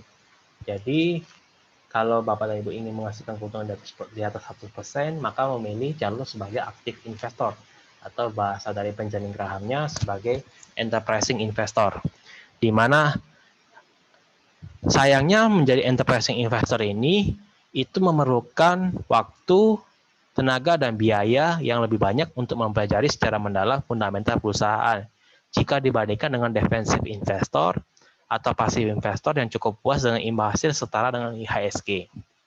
Metode untuk memperoleh keuntungan multi-bagger adalah value investing dari Benjamin Graham. Multi-bagger ini adalah investasi yang mengalami kenaikan beberapa kali dari nilai pokok investasinya. Jika nilai investasi sahamnya itu 5 juta, jika kenaikannya jadi 10 juta disebut 2 bagger, dari 5 juta menjadi 15 juta menjadi 3 bagger, dan seterusnya. Nah, value investing itu apa sih? Value investing itu adalah membeli rumah 1 miliar dengan harga diskon. Value investing sendiri adalah metode pemilihan saham dengan fundamental bagus pada harga yang lebih rendah daripada nilai intrinsik sahamnya. Nah, dalam value investing ini mempergunakan analisis fundamental kuantitatif dan kualitatif. Kuantitatif artinya kita menganalisis dari laporan keuangan minimal data 4 tahun sampai dengan 8 tahun terakhir dari aspek profitabilitas, solvabilitas, cash flow, dan valuasi. Kemudian dilanjutkan dengan analisa industri dan analisa makroekonomi. Lalu memperhatikan faktor kualitatif seperti good corporate governance atau bahasa Indonesianya tata kelola perusahaan yang baik, economic mode, yaitu keunggulan kompetitif dari perusahaan tersebut, bisnis model, dan serta prospek bisnis dan risiko bisnis dari perusahaan. Itu diperhatikan juga. Nah, secara sederhananya, laporan keuangan perusahaan ini terdiri dari 3 komponen, yaitu income statement atau laba rugi yang berisi tentang pendapatan perusahaan, beban-beban, dan keuntungan perusahaan. Lalu balance sheet atau neraca itu terdiri dari aset yang terdiri dari aset lancar dan aset tidak lancar, lalu hutang yang terdiri dari hutang jangka pendek dan hutang jangka panjang. Lalu ekuitas atau kekayaan bersih perusahaan terdiri dari modal yang disetor dan ditempatkan serta laba bersih yang ditahan. Kemudian arus kas perusahaan yang terdiri dari operating cash flow atau arus kas operasional, arus kas investasi, dan arus kas pendanaan. Nah, untuk mengukur profitabilitas, solvabilitas, dan cash flow itu pengukurannya itu nggak mempergunakan rasio, tapi mempergunakan kinerja pengukuran dari konsistensi dari selama 4 tahun sampai dengan 8 tahun terakhir. Jadi ini cara-cara untuk mengukur tentang profitabilitas, solvensi, dan valuasi. Beberapa contoh diantaranya. Nah, beberapa contoh economic mode berikutnya adalah intangible asset atau kekayaan aset yang tidak berwujud seperti paten, hak cipta, rahasia dagang, dan lain sebagainya. Kemudian cost advantage itu artinya memperoleh bahan baku yang murah kayak gitu dalam jumlah, jadi ongkos produksinya itu murah kayak gitu. Network effect artinya semakin banyak user atau pengguna dari bisnis atau produk perusahaan tersebut, maka akan semakin besar nilai dari perusahaan tersebut. Efficient scale itu artinya skala untuk produksi perusahaan itu paling besar sehingga dapat memproduksi dengan lebih murah kayak gitu, menguasai pasarnya, sehingga menghambat kompetitor kecil yang baru akan masuk ke bisnis tersebut. Kemudian switching cost, di mana beban untuk mengganti produk yang sama ke untuk pindah dari produk kita ke produk kompetitor atau produk pesaing itu biaya pindahnya itu tinggi kayak gitu. Jadi konsumen akan berpikir ulang untuk mengganti produk yang sudah dipakainya. Katakanlah seperti software kita misalnya pakai software Adobe Photoshop, kalau kita mau pindah ke software editing foto yang lain kan itu ada biaya trainingnya dan waktu untuk belajarnya lagi diulang lagi. Jadi itulah yang menghambat. Jadi akan menyulitkan produk kompetitor untuk mengambil pangsa pasar dari software tersebut kayak gitu ya contohnya. Nah, berdasarkan industrinya ini saham juga dibagi menjadi saham yang cyclical yang pendapatan dan laba-bersihnya sensitif terhadap harga komoditasnya seperti kelapa sawit dan batu bara, dan saham defensif seperti yang pendapatannya cenderung stabil dan laba bersihnya seperti consumer goods dan banking. Nah, untuk melakukan checklist dari Perdose memberikan checklist atau panduan untuk sukses investasi saham itu bergantung kepada disiplin personal. Jadi bukan karena mayoritas investor setuju atau tidak setuju dengan kita, tapi karena kita mempunyai filosofi investasi yang terbukti dan teruji. Ini merupakan hal yang sangat penting. Kayak gitu. Kalau kita ingin menghasilkan kinerja yang mengalahkan IHSG kayak gitu. Dan kita itu kalau ingin mengalahkan IHSG, tentunya kita membeli saham. Kita nggak beli saham kecuali kita sudah mengerti luar dalam bisnis perusahaan tersebut. Kita mengambil waktu kita untuk membaca laporan tahunan, menginvestigasi bagaimana bisnisnya sebelum kita membeli perusahaan tersebut. Jadi kita menghindari kesalahan-kesalahan dalam investasi saham kayak gitu. Lalu memfokuskan diri kita membeli perusahaan yang mempunyai economic moat yang lebar. Ini membantu emiten atau saham memenangkan persaingan daripada kompetitor bisnisnya. Jadi bisa menghasilkan keuntungan di atas rata-rata, kayak gitu. Dan juga kita membeli saham memperhatikan margin of safety, artinya dengan menggunakan valuasi saham untuk menghindari kerugian dan meningkatkan keuntungan investasi saham sebagai aktif investor atau enterprising investor. Memperlakukan saham sebagai pembelian besar dan simpanlah saham untuk jangka panjang.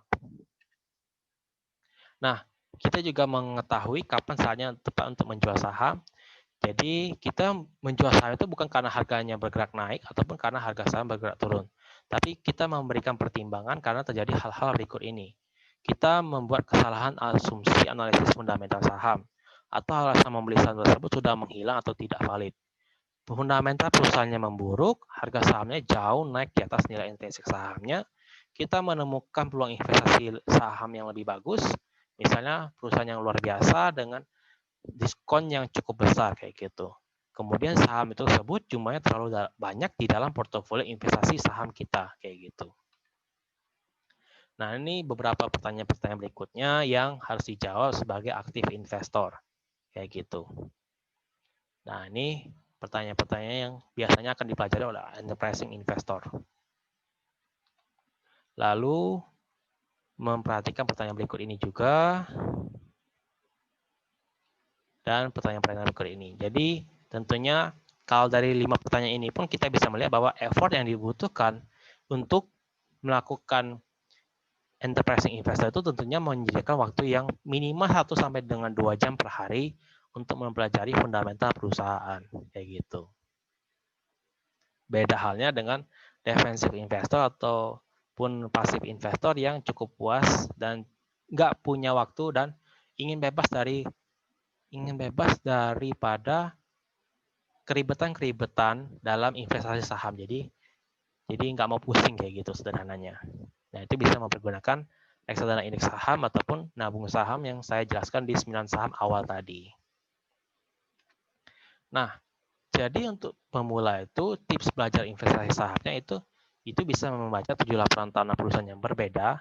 Jadi dengan membaca 7 laporan tahunan perusahaan yang berbeda ini, itu Bapak dan Ibu sekalian itu akan mendapatkan gambaran prospek bisnis dan resiko bisnis dari tiap industri yang Bapak dan Ibu pelajari dari laporan tahunannya. Jadi sangat-sangat memahami kondisi bisnis industri perusahaan tersebut. Itu manfaatnya. Memang nggak gampang, tapi inilah cara yang paling oke kalau ingin mempelajari fundamental bisnis perusahaan secara mendalam. Tentunya akan mengalami kesulitan-kesulitan karena banyak laporan keuangan, istilah-istilah akuntansi, istilah-istilah bisnis yang perlu dipelajari. Tapi itu merupakan hal yang wajar dalam proses belajar investasi saham. Mempelajari pemahaman dasar laporan keuangan dan analisis laporan keuangan. Jadi mempelajari laporan keuangan lalu mempelajari bagaimana cara menganalisis laporan keuangannya, kayak gitu. Kemudian mempelajari prinsip investasi dan skill investasi saham, lalu mempelajari money management dalam investasi saham, dan mempelajari psikologi investor saham. Nah, pertanyaannya, belajarnya dari mana, Pak? Belajarnya. Kalau mau belajar otodidak, ini buku-buku yang saya sarankan untuk belajar investasi saham. Silakan dicari di Amazon ataupun Peripes, itu bisa dibeli, ataupun di Gramedia. Tapi untuk buku Gramedia mungkin sudah rata-rata nggak akan ketemu buku ini, karena rata-rata buku ini ditulis dalam bahasa Inggris. Kayak gitu. Silakan nanti bisa di replay ulang video ini ataupun di post untuk mencatat buku-buku yang direkomendasikan. Jadi saya kan nggak akan berpanjang lebar di bagian ini.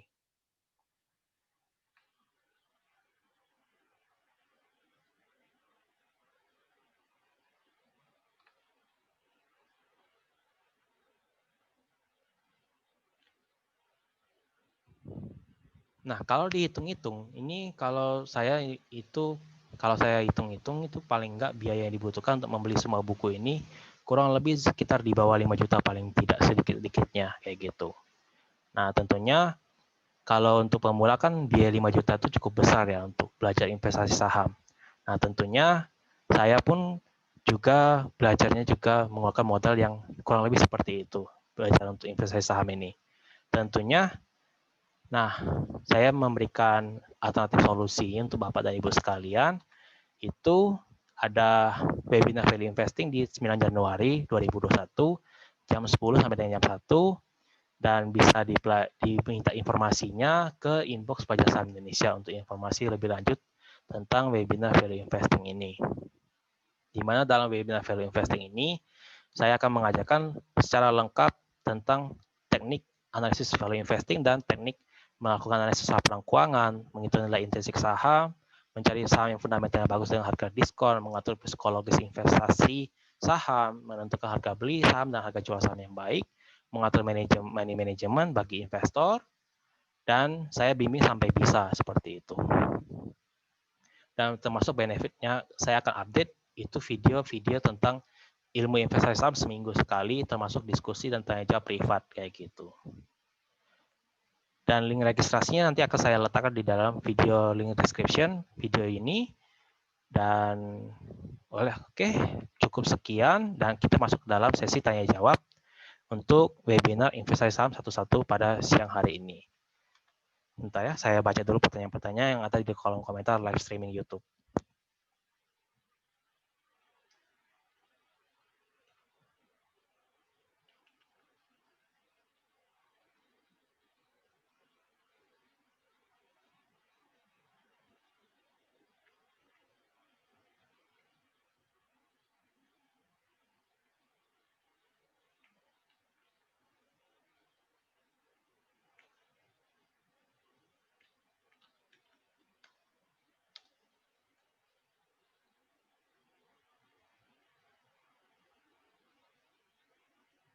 Oke, saya jawab dulu pertanyaan yang sudah masuk.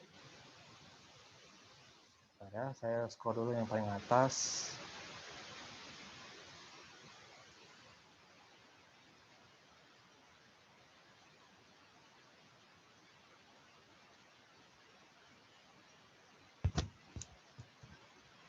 Pertanyaan yang paling atas, bentar, coba saya lihat.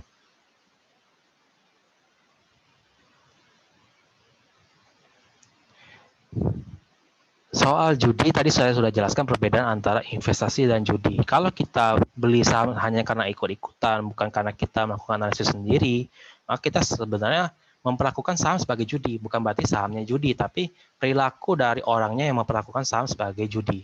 Ambil contoh seperti sepak bola. Sepak bola itu kan olahraga. Tapi ada juga orang yang memperlakukan sepak bola sebagai judi. Jadi kita nggak bisa melarang orang yang memperlakukan sepak bola sebagai judi. Apakah sepak bola itu judi? Itu kan olahraga kayak gitu. Jadi dikembalikan kepada masing-masing para investor. para pelaku pasar modal. Jadi pelaku pasar modal ini terbagi menjadi 3 kategori. Investor yang mempergunakan analisis fundamental, trader yang mempergunakan analisis teknikal, dan spekulator atau penjudi yang beli tanpa analisis sama sekali, seperti itu.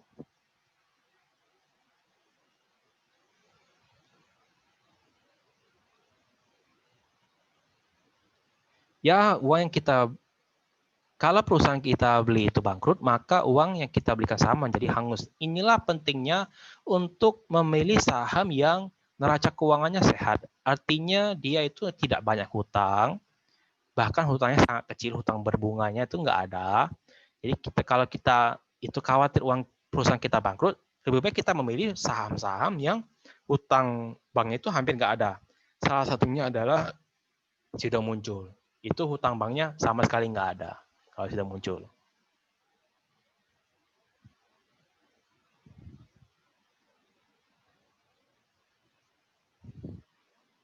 Contoh website untuk cek profil resiko apa ya? Sebentar ya.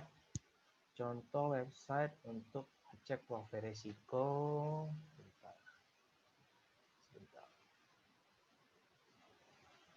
Sebentar ya, ada gangguan teknis ini.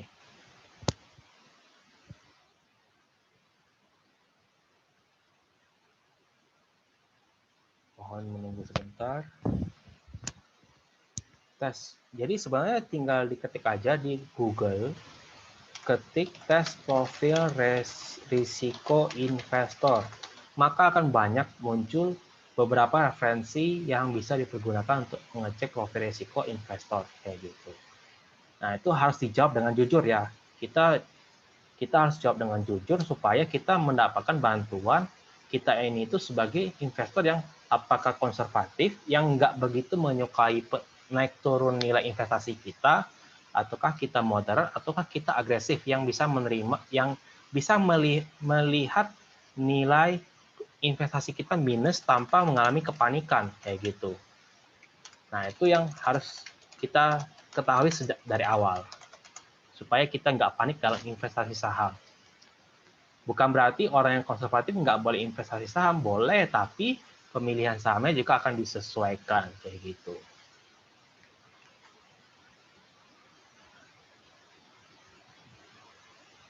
Tes profil risiko.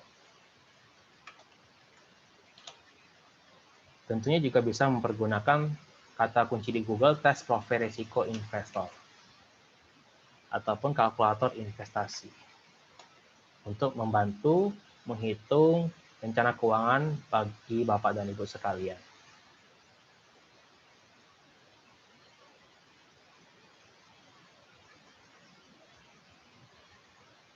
Obligasi pajaknya 15%, tapi imbasnya 15%.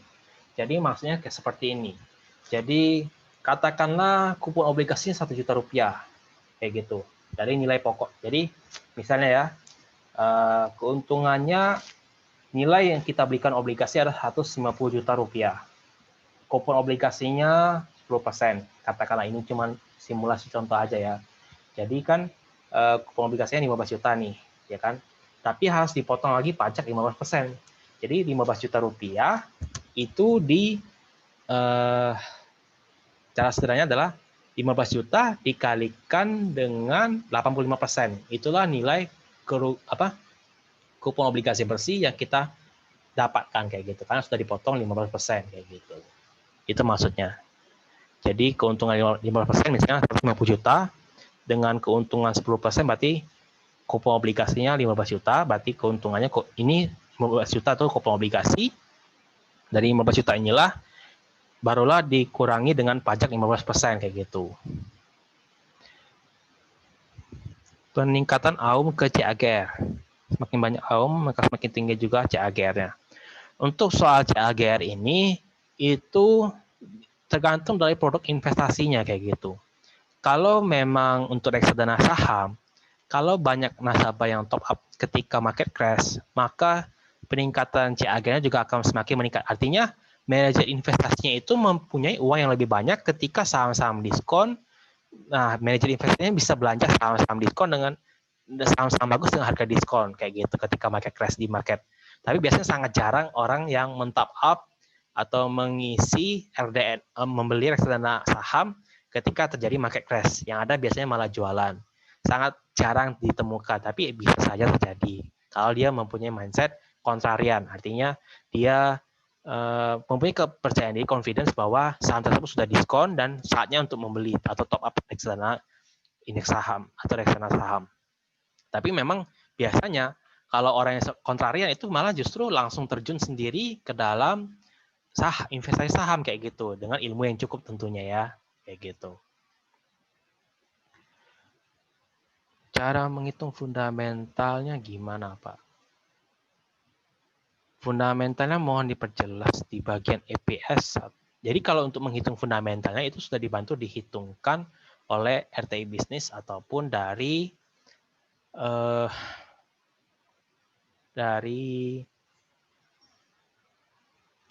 aplikasi sekuritas ataupun dari Stockbit kayak gitu untuk menghitung fundamentalnya.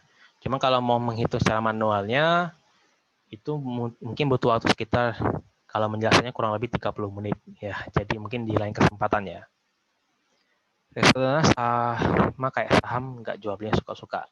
Bener, kalau saham dan reksadana jual belinya suka-suka. Jadi tergantung keputusan dari investor untuk menentukan kapan saatnya beli ataupun kapan saatnya jual kayak gitu. Yang dimaksud LQ45 dan Kompas 100 ini adalah saham-saham yang terdiri yang menjadi penghuni dari indeks saham dari indeks LQ45 dan Kompas 100 ini merupakan saham-saham yang 40 saham yang paling liquid di bursa saham bursa efek Indonesia kayak gitu.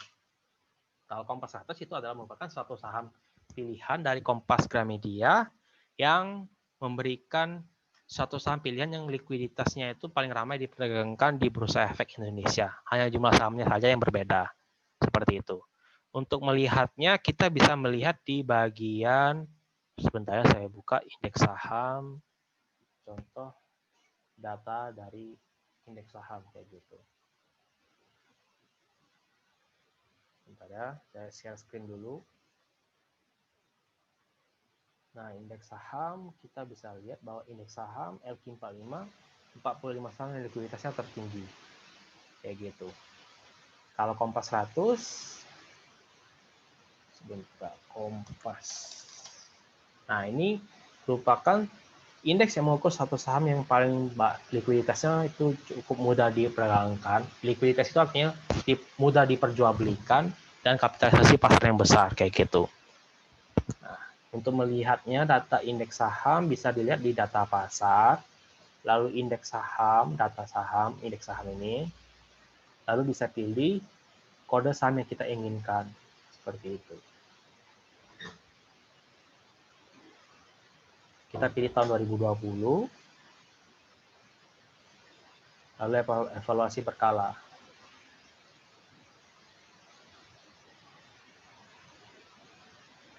Sambil menunggu loading, saya lihat dulu pertanyaan yang lainnya. AUM itu adalah aset under management, jumlah dana yang dikelola oleh manajer investasinya.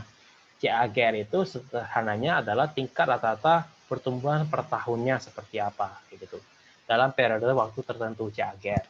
Biasanya CAGR mengukur tingkat pertumbuhan minimal 1 tahun bisa, 2 tahun bisa, tapi lebih disarankan 4 tahun sampai dengan 8 tahun seperti itu.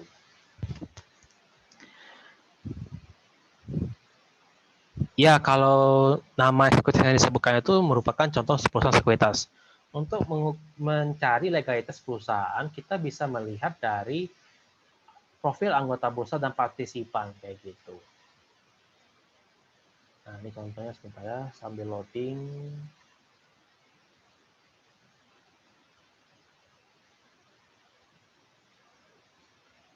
Profil anggota bursa, sebentar ya.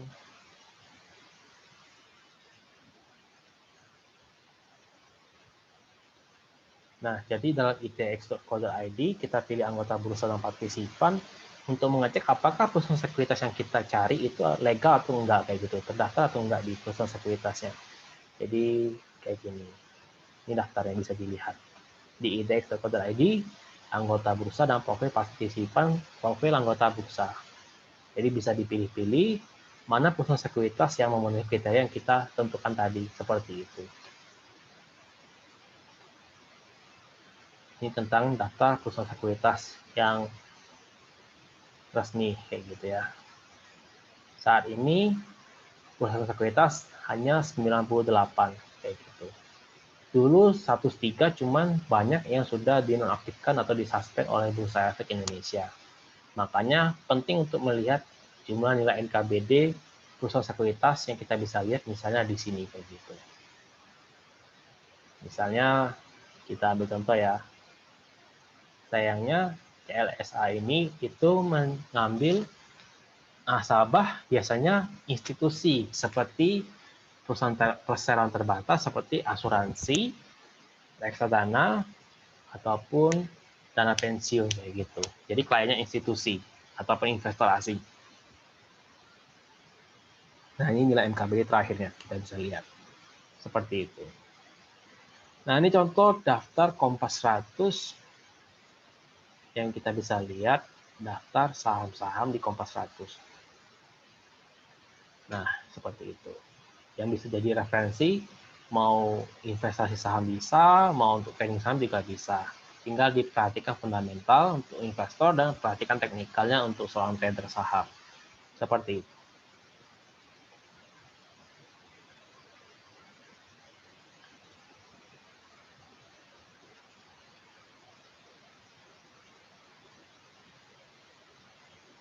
Nanti linknya akan saya letakkan di link description di video ini. Jadi bagi yang belum subscribe, nanti akan saya upload video ini beserta dengan link yang sudah saya jelaskan di dalam sepanjang video ini. Saya letakkan di bagian video description. Nah, pertanyaan berikutnya, pertanyaan berikutnya tadi, bentar ya, saya baca dua pertanyaannya.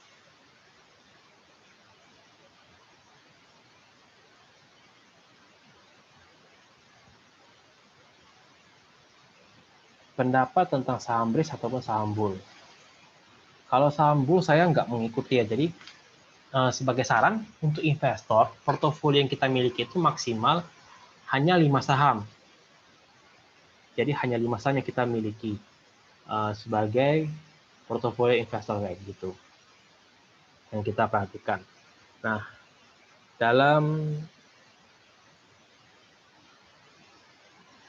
kalau BRIS itu baru merger di 2021 ini. Kalau saya sih belum terlalu tertarik tentang saham BRIS, cuman kalau bicara soal potensi ekonomi syariah, 10-20 tahun ke depan itu akan bertumbuh, potensinya masih, ruang bertumbuhnya masih banyak, cuman kalau untuk saat ini saya belum melirik saham BRIS, seperti itu kurang lebih pendapat yang bisa saya sampaikan. Karena sahamnya masih termasuk hype kayak gitu, hotspot kayak gitu ya, jadi belum investor itu belum rasional dalam memberikan penilaian berapa sebenarnya harga yang wajar untuk diberikan saham BRIS ini kayak gitu. Jadi saya masih menunggu kinerja 2021 kuartal 4 dari BRIS ini untuk menghitung estimasi nilai intrinsiknya. Saya nggak apa ketinggalan dari BRIS ini, nggak masalah. Yang penting saya menghindari kerugian dari investasi saham, seperti itu tipikal saya. CAG tadi saya sudah jelaskan tentang tingkat pertumbuhan rata-rata per tahun diukur dalam periode tahun tertentu. Kalau di CF itu bicara soal apakah di CF itu bicara soal bagaimana cara menghitung nilai intrinsik dengan menghitungkan arus kas yang akan dihasilkan oleh perusahaan di masa-masa berikutnya kayak gitu, didiskonkan ke dalam saat ini kayak gitu. DCF itu salah satu cara absolute valuation untuk menghitung nilai intrinsik saham. Metodenya itu kalau mau dijelaskan mungkin kurang lebih waktu yang dibutuhkan 1 jam lebih seperti itu. Jadi mungkin di lain kesempatannya.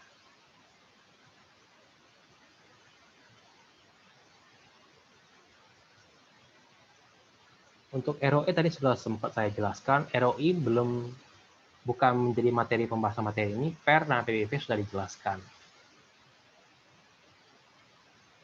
Periode rutin nabung saham tidak sebulan sekali bisa.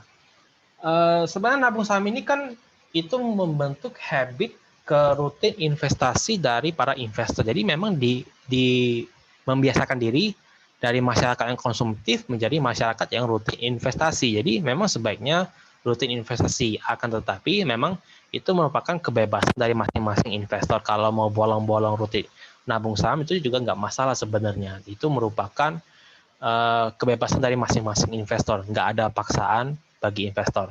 Namun kalau mau rutin investasi itu lebih disarankan lebih bagus, karena dengan semakin rutin investasi maka habitnya akan terbentuk kayak gitu. Lama-lama akan makin nyaman untuk investasi. Dan juga keuntungan yang diperoleh juga akan semakin besar. Karena semakin besar modal investasi juga makin besar potensi keuntungannya. Kayak gitu. Indikator harga sebuah saham masih wajar atau murah atau mahal dari mana ya? Nah, tadi saya sempat saja singgung sedikit tentang PER dan PBV, tentang dari PER dan PBV dari investor. Itu cara menghitung ya, PER PBV rata-ratanya kayak gitu. Nah, ini merupakan cara yang bisa dipergunakan untuk menghitung nilai apakah saham itu sedang murah atau mahal kayak gitu. Jadi, tapi cara ini hanya bisa dipergunakan untuk saham-saham yang minimal sudah tercatat 5 tahun atau 10 tahun di Bursa Efek Indonesia. Kayak gitu. Nah, ini min PBV dan min PE itu ini merupakan rata-rata price earning ratio selama 5 tahun terakhir, bisa juga menggunakan 10 tahun terakhir. Dan jika PBV 5 tahun terakhir, bisa juga mempergunakan 10 tahun terakhir. Ini bisa dipergunakan sebagai mengukur apakah saham itu murah atau mahal. Kalau dia berada di minus 1 dan minus 2 PE rasio standard deviation, mudah-mudahan terbaca ya. Ini datanya bisa diambil dari Stockbit ya, data yang saya tampilkan ini dari aplikasi Stockbit, kayak gitu ya. Nah, itu kita bisa melihat kalau di minus 1 dan minus 2 itu merupakan indikator awal dia sedang diskon harga sahamnya. Kalau dia sudah di plus 2 dan plus 1 PE rasio, itu menandakan sahamnya sudah bisa dianggap sudah mahal kayak gitu. Dan kalau di seperti itu juga di plus 2 plus 1 PBV-nya, juga minus 1 dan minus 2 PBV rasionya. Itu bisa dikatakan sedang diskon, kalau di minus plus 1 dan plus 2 bisa dikatakan sedang mahal. Seperti itu cara sederhananya. Lanjut ya. Lanjut. Pertanyaan berikutnya. Ya, nanti saya coba usahakan untuk kondenser mic ya. Ya, ini akan diupload di YouTube, di channel YouTube Belajar Saham Indonesia, kayak gitu. Jadi, yuk buruan subscribe. File PowerPoint-nya untuk saat ini itu saya masih menyempurnakan dan saya menghindari ada pernah kejadian waktu itu file PowerPoint-nya itu saya bagikan, ternyata nama saya dihapus dan diganti dengan namanya sendiri kayak gitu. Jadi saya menghindari hal-hal jadi seperti itu.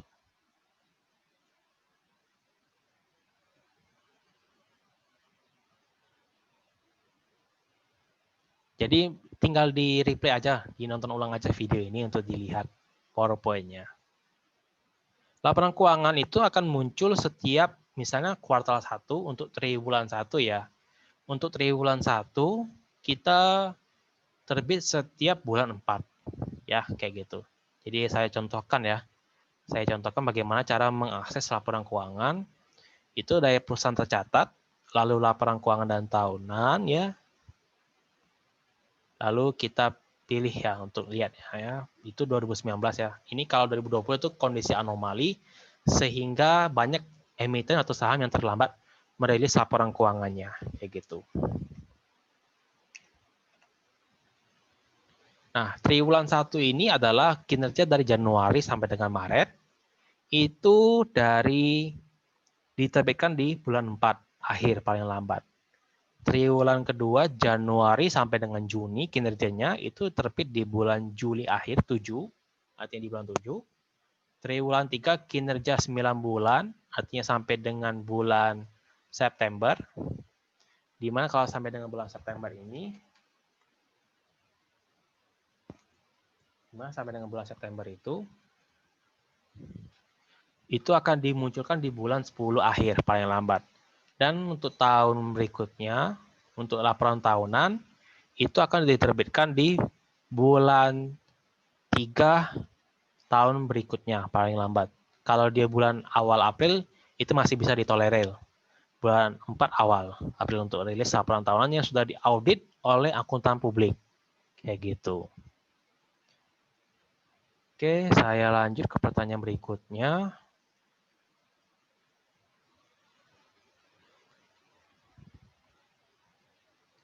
Saya lanjut ke pertanyaan berikutnya.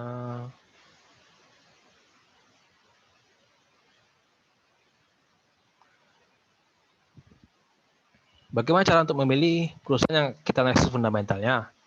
Nah, untuk memilih perusahaan yang kita akan analisis fundamental, tadi kita bisa mempergunakan IDX 30, LQ 45, ataupun Kompas 100. Itu bisa menjadi referensi awal untuk screening saham. Ataupun misalnya mau pakai stock screener juga bisa mempergunakan untuk analisis fundamental saham. Kayak gitu. Screening awal menggunakan stock screener. Jadi stock screener ini itu bisa dipergunakan untuk menyaring saham yang kita minati kayak gitu. Nah, stock screener ini ada banyak di internet, jadi bisa dipergunakan. Baik itu dari TradingView ataupun dari investing.com kayak gitu. Ini YouTube-nya masih bisa ditonton lagi dan akan saya upload videonya rekamannya nanti. Jadi yuk bro, subscribe ya. Itu memotivasi kita trend activity. Enggak, gini. Kalau saya bicara soal trend activity, itu saya jujur aja, saya lebih memilih sebagai long term investor. Jadi saya itu enggak menunjukkan portofolio saya, karena saya pun kalau saya tunjukkan portofolio saya itu belum tentu cocok dengan portofolio Bapak dan Ibu sekalian, karena profil resiko saya itu bisa jadi berbeda dengan Bapak dan Ibu sekalian. Dan Bapak dan Ibu sekalian juga nggak paham alasan kenapa saya memilih saham tersebut kayak gitu.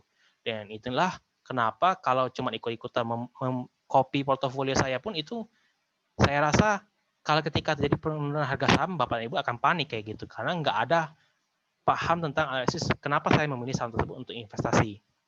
Kalau untuk trading saham, itu kawan saya yang lebih mendalaminya. Mungkin itu akan dilakukan di minggu ketiga tentang materi tentang trading saham satu-satu nanti.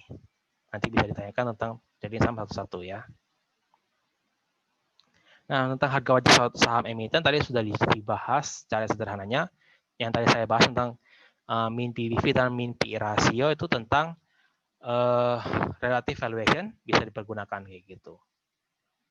Nah, menghitung nilai intrinsik ini juga bisa menggunakan absolute valuation, baik metode DCF ataupun Benjamin Graham. Itu silakan bisa dicari tahu lebih lanjut karena penjelasannya kurang lebih butuh waktu 1 jam sampai dengan 2 jam. Mungkin di lain kesempatan.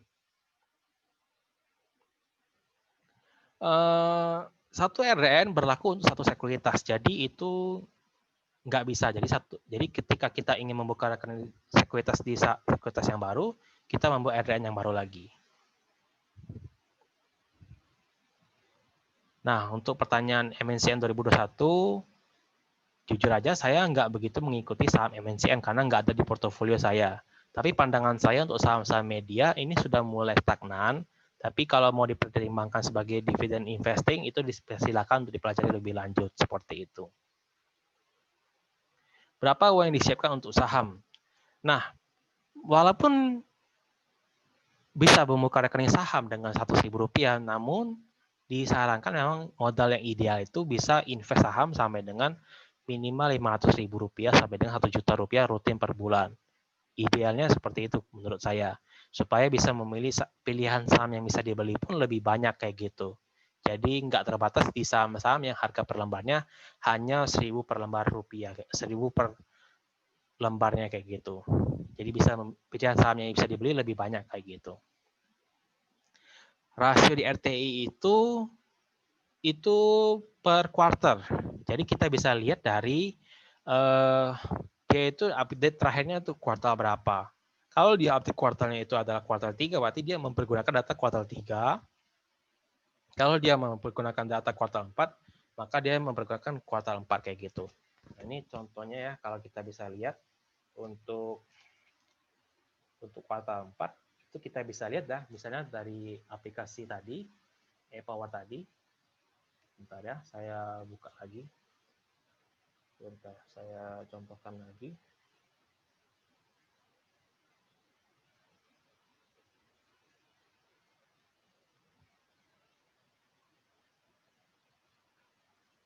Nah, jadi kita bisa lihat dari most recent quarter-nya yang dipergunakannya itu data kapan. Jadi 30 September 2020. Artinya itu data yang dipergunakan adalah data 30 September 2020 seperti itu data yang dipergunakan. Seperti itu. Nilai acuan baiknya minimal per PBV, DER, dan ROE. Untuk DER, untuk non perbankan, biasanya dicari biasanya di bawah 1 ya. Cuman kalaupun di atas 1, kita bisa telaah lebih mendalam apakah dia kemampuan membayar hutang beban bunganya itu sehat atau oke kayak gitu. Jadi kalaupun dari atas 1 itu nggak serta-merta saya coret dari watchlist saya kayak gitu. Tapi saya mempelajari lebih lanjutnya. Apakah hutang yang membahayakan atau enggak, ataupun kemampuan membayar hutang perusahaan itu oke atau enggak seperti itu. ROE yang disarankan itu untuk biasanya ada tergantung preferensi masing-masing investor. Ada yang mengatakan di atas 10%, ada yang mengatakan di atas 12%, ada yang mengatakan di atas 15%. Jadi itu kembali kepada preferensi masing-masing investor ataupun bisa dibandingkan dengan ROE industrinya seperti itu. Nah, kalau untuk PR dan PBV ini, baik lagi kalau sahamnya blue chip, itu akan sangat jarang menemukan saham-saham blue chip yang PR dan PBV-nya itu katakanlah ada beberapa investor yang mengatakan PR dan PBV yang bagus adalah PR di bawah 10 dan PBV di bawah 1. Sayangnya untuk saham-saham blue chip itu PR dan PBV tidak mungkin ditemukan di angka seperti itu karena saham yang bagus tentu saja dihargai dengan harga yang bagus seperti itu. Akan tetapi mungkin saja di saham-saham second liner yang PR PBV-nya di bawah 10 dan PBV di bawah 1 itu bisa ditemukan saham-saham yang fundamentalnya cukup bagus dengan harga diskon. Sebagai indikator awal saja. Dan berikutnya dilakukan dengan valuasi, baik itu metode Benjamin Graham ataupun metode DCF ataupun metode valuasi lainnya seperti itu. Pembelajaran rasio yang mudah dipahami, awam bisa dipelajari di mana ya Pak? Pembelajaran rasio yang bisa dipahami itu bisa mempelajari dari buku-buku yang saya referensikan tadi. Itu saya sudah contohkan buku-bukunya itu sudah sangat-sangat membantu mempelajari dengan sangat awam. Khususnya buku Visual Finance dari Georgi Stefanov itu memberikan gambaran kepada orang awam bagaimana cara mekanisme dari berjalannya bisnis sebuah perusahaan. Dari top line dari pendapatannya dikurangi beban pokok penjualannya berupa bahan baku sampai dengan rasio-rasio keuangan ataupun financial statement analysis itu bisa dipelajari lebih mendalam dari KL Subramaniam itu mempelajari tentang rasio-rasio keuangan tentang dan juga bagaimana cara menganalisis laporan keuangan perusahaan seperti itu.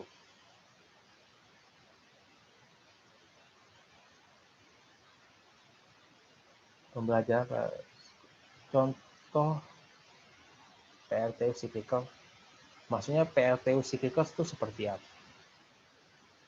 Contoh cyclical itu artinya dia sensitif terhadap kondisi kegiatan perekonomian seperti otomotif, CPO, kemudian batu bara, kemudian properti itu cyclical terhadap kondisi perekonomian. Kalau ekonomi itu bergairah bagus, maka saham-saham seperti ini biasanya harga komoditasnya akan meningkat dan kemudian dia itu akan kinerja keuangan akan sangat-sangat bagus seperti itu. Tapi namanya dalam siklus ekonomi itu bisa terjadi 10 tahun sekali, bisa 5 tahun tergantung dari siklus makroekonomi Indonesia seperti itu. Ketika dia saat yang paling tepat untuk membeli saham-saham cyclical ini adalah ketika sedang terjadi harga komoditasnya sedang rendah-rendahnya, dengan catatan dia itu harga dengan hutangnya itu sangat hutangnya itu nggak banyak, bahkan hutangnya di bawah 1, sehingga dia dalam kondisi harga komoditas yang rendah, dia bisa melewati kondisi yang sangat sulit kayak gitu, profitabilitasnya itu buruk, dia bisa melewati kondisi bisnis yang buruk seperti itu. Bertahan paling nggak 1 sampai dengan 2 tahun ke depan.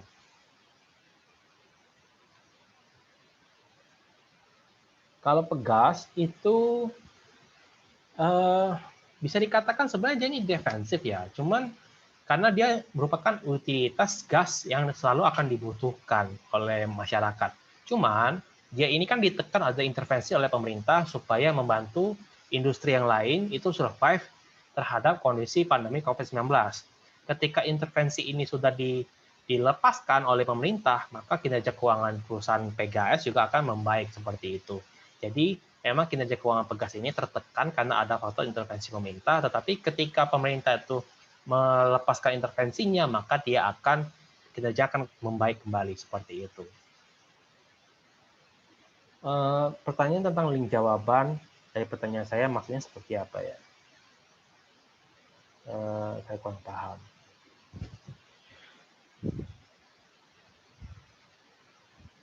Oke, mungkin cukup dulu untuk sekian untuk pada sore hari ini. Terima kasih yang sudah bergabung dalam live streaming YouTube webinar investasi saham satu-satu pada sore hari ini, dan kita bertemu lagi di kesempatan yang berikutnya. Dan teman-teman yang belum subscribe untuk channel Belajar Saham Indonesia, yuk buruan subscribe.